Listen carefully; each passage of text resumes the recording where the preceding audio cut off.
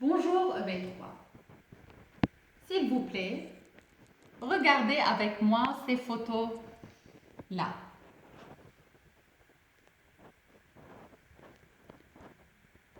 Comment s'appelle cet instrument?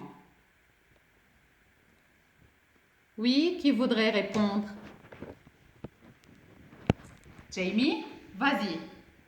Ah, bravo. Ce sont des balances, tu as raison. Alors, je vous ai mis différents types de balances. On a la balance, celle-là qui s'appelle pèse-personne, pour savoir chacun de nous sa masse.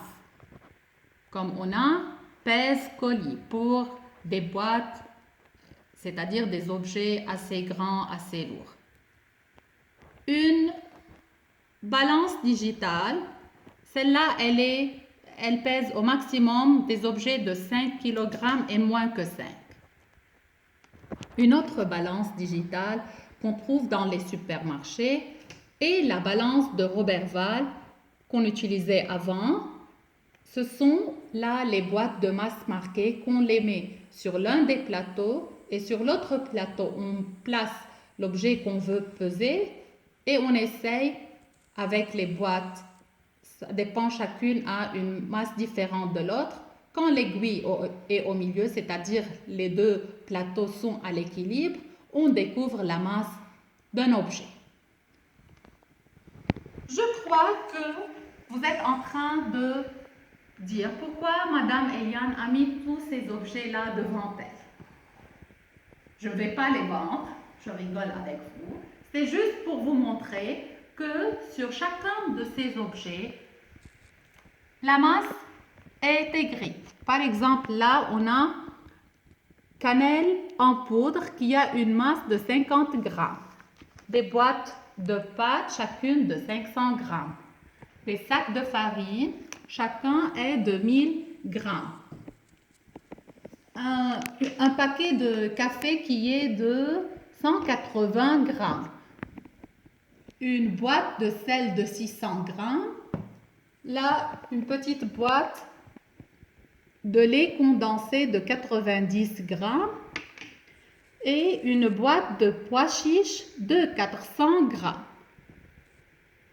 Je vous conseille, quand vous terminez de regarder la vidéo, d'aller fouiller un peu dans le placard de votre mère et de chercher des objets, de les tenir entre vos mains, de sentir comment ça diffère d'une masse à une autre. Par exemple, quand vous tenez un sac de farine par rapport qui est de 1000 grammes, comparez-le par rapport à une boîte de pâtes, vous sentez que là c'est plus lourd.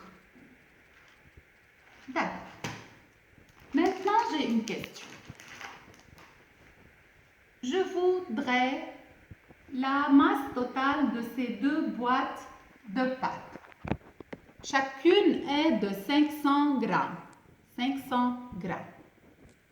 Qui voudrait répondre? Vas-y, Karim. C'est égal à combien? Très bien. 1000 grammes.